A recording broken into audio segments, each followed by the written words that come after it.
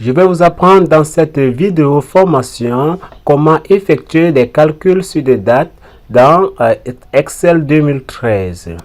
Nous avons ici à présent deux dates. J'aimerais connaître par exemple le nombre de jours qui s'écoulent entre ces deux dates en fait.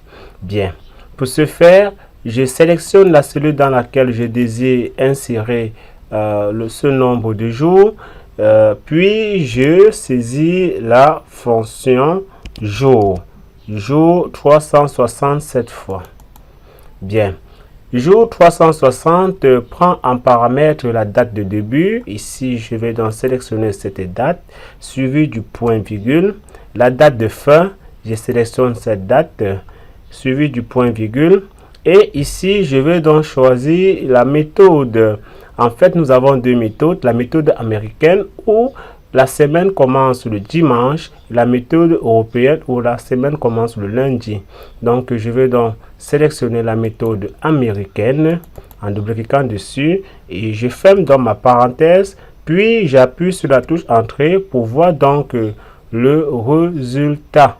Bien, nous avons bien 139 jours qui séparent, n'est-ce pas, les deux dates. Nous pouvons, n'est-ce pas, modifier cette date pour voir apparaître à nouveau, n'est-ce pas, le résultat. Par exemple, je voulais dire, nous pouvons modifier cette date par la formule. Par exemple, je modifie cette date.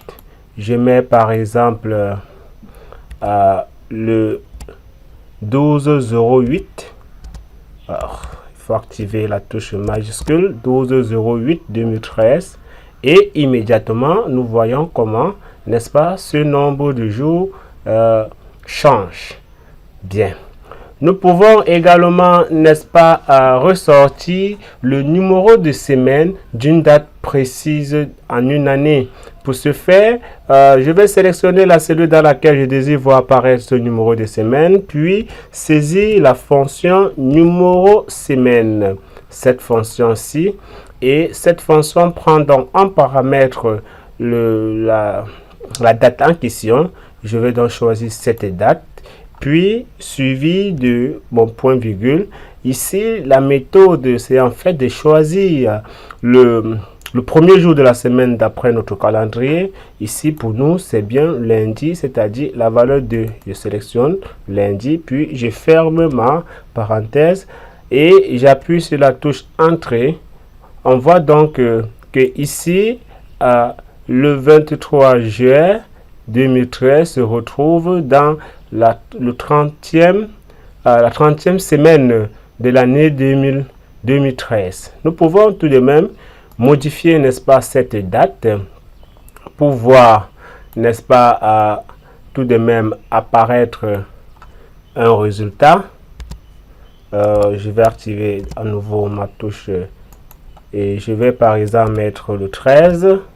Le 13 et ici, je mets par exemple le 7 comme avant.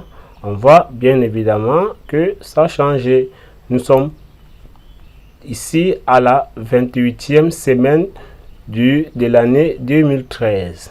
Nous venons donc à présent de voir comment déterminer le nombre de jours qui séparent deux dates. Et aussi, nous avons vu comment, n'est-ce pas, déterminer le numéro de semaine d'une date précise avec Excel 2013.